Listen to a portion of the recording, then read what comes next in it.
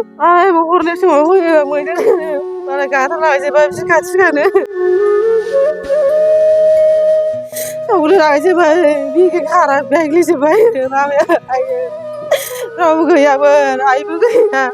बे समाव मोनसे दुखुनांथाव खौरां कक्राझार जिल्ला सिखोना जोहोलाव हारिमायारि हाग्रामानिफ्राय हाग्रानि मैदेरा थांनाय हराव 2 नं बद्रानपुर गामिनि मालदां नार्जारिनि न'फोरखौ बुफाय बुसि खालामनायजों लोगोसे 55 बोसोर बैसोनि मालदां नार्जारिखौ बिखायाव गाफ्लेनानै बुथारना गालाङो।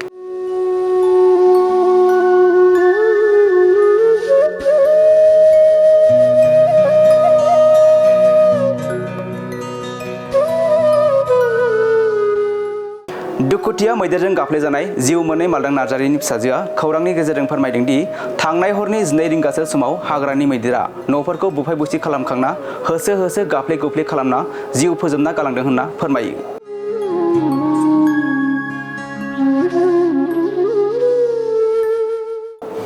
बेनिखायनो आथिखालनि सरकारखौ खावलायदों दि जाहाथे सानै उन्दै गथ'फोरजों लोगोसे जब्रा जानानै थानाय रुंसारि मालदां नार्जारिनि बिसिनो न'खराव सोलिनो हानाय बायदि जा हायो एसे अनसुंथाइ हरोब्ला मोजां होननानै फोरमायदों। लोगोसे फोरमायबावदों दि 2 नं बद्रानपुर गामिनि फरेस्ट भिलेज हेडमेनआ जाहाथे बे जाथाय जानाय न'खरजों लोगोसे माखासे न'खरफोरनो मोब्लिबनि राहाखौ थाबैनो खालामना होनांगौ होननानै फोरमायदों खौरांनि गेजेरजों।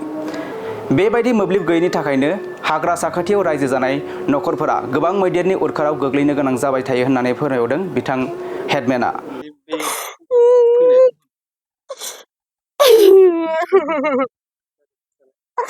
आइबो हरनि समाव फैयो मैदेर मालायखा आथाला आइजोबा बिसोर खाथि गानो सौग्रोना आइजोबा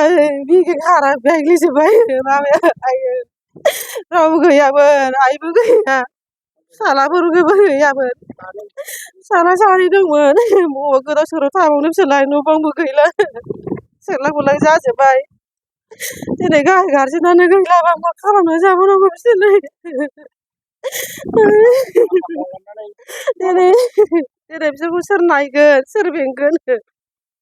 सोर मा खालामो बिसोरनाव थाखा फैसा गैया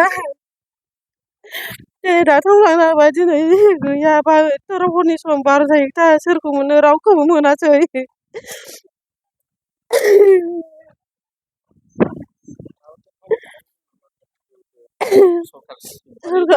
गथ'फोरनि लाइफखौ नायनांगोन नाहरनांगोन उन्दैफ्रा रावबो गैला बिमायाबो बेमारिसो मावनो हाया रायाबो गावनो आलो जाखाय जाखायसो सानाय सुनाय मावनो हाया थेर बेजोंनो जा सोलियोमोन दा नै गारजेना गैलाबा बोरै मा खालामबावनो बिसोरलाय उन्दै उन्दैसो फिसालाफ्राबो जाथाया माने दिनै मोनायाव हरनि 12टासो समाव माने बे जोंहा बाबा गणेशआ फैनानै गावनि न'आव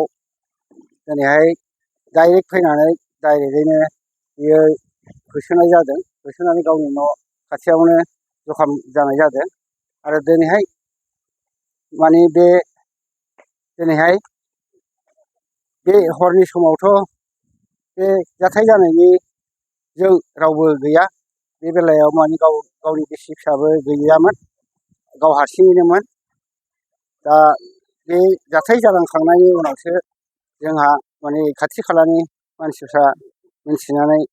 फैनाय जादों आरो जोंहा दिनैहाय जोङो नैबे 2 नं बद्रानपुर गामिनिनो सिबाय दिनैहाय मावनानै जाग्रासोमोन दिनै गैजा रोङै गरिब न'खरनि मानसिमोन जाहाथे बेखौ दिनै नैबे फरेस्ट भिलेजनि जे दिनैहाय माने बिफाननि मानसिफ्रा दिनै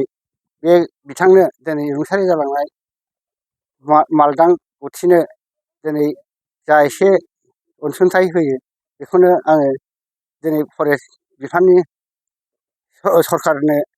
सरकारनाव आं दिनैहाय नैबे 2 नं बद्रानपुरनि गाहाय बेंगिरि फरेस्ट चेयारमेन हिसाबै आङो बिख'नानै होनाय जाबाय आरो माबेसे फैया मैदेराथ' मानै फैनाय जादोंमोन मासेया जखम खालामनाय जाबाय बेबायदिनो उपद्रब खालामफैबाय थायो नामा बेबादिनो माने सम सम फैयो उपद्रब खालामबाय थाफैयो माइ जाफैयो बे रोखोम अबस्थायै जाहाथे बिथांमोना जोंनो बे एरिया दिनै 8 घर न'खर दं सा ओनसोलाव बिथांमोननो जाहाथे नैबे जोंनो सलार आरो माबा मोनसे बेब'स्थाफोर खालामनानै कारेन्टफोर बेब'स्था खालामनानै होबाय बायोबा मोजां जागौ आरो खोमसि खोमलाव बेखिनि आरो न'खराव खोमसि खोमलाव जायो बेखिनि आरो